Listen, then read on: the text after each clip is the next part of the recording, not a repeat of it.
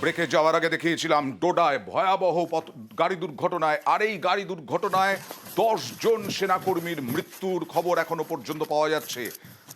ডোডায়, জম্মুর ডোডায় দুর্ঘটনায় আহত 6 সেনাকর্মী, তাদেরকে এয়ারলিফট করে আহতদের জম্মুতে আনা হয়েছে। ভয়াবহ দুর্ঘটনা।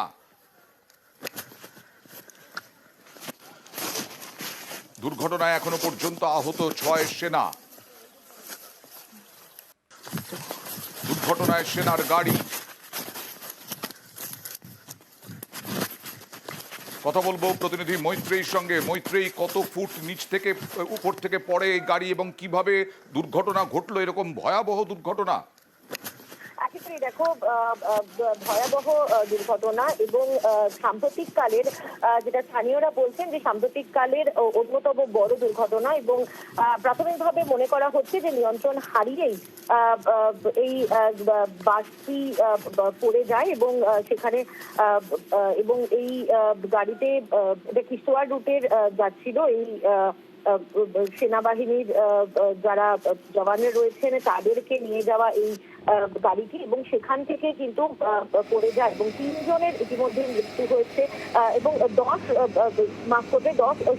জওয়ানের মৃত্যু হয়েছে এখনো পর্যন্ত জানা যাচ্ছে এবং 7 জন আহত হয়েছে। মনে করা হচ্ছে যে নিয়ন্ত্রণ হারিয়েই এই দুর্ঘটনায় বিপর্যয় ঘটেছে এবং সেই রাস্তা দিয়ে যাওয়ার সময় ডোডা কিশোয়ার যে হাইওয়ে রয়েছে সেই রাস্তা দিয়ে যাওয়ার সময় তখন এই ভয়ঙ্কর বিপর্যয় নেমে আসে এবং তার জেরেই কিন্তু সেনাবাহিনীর 10 জওয়ানের মৈত্রী, মৃত্যু যে হয়েছে। ছবি দেখা যাচ্ছে যে গাড়ি দুর্ঘটনা, সেই গাড়ির তো কোনো কিছু অবশিষ্ট নেই। একেবারে ভয়ঙ্কর অভিঘাত ছিল এই দুর্ঘটনার।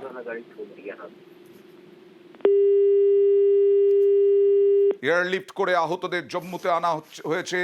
জম্মুর ডোডায় দুর্ঘটনায় সেনার গাড়ি এবং এখনো পর্যন্ত যা খবর তাতে 10 জন সেনাকর্মীর মৃত্যু হয়েছে এবং গাড়িটির অবস্থা দেখুন, আর কিছু অবশিষ্ট নেই। সেই গাড়ির বড় বাসে করে নিয়ে যাওয়া হচ্ছিল সেনা জওয়ানদের।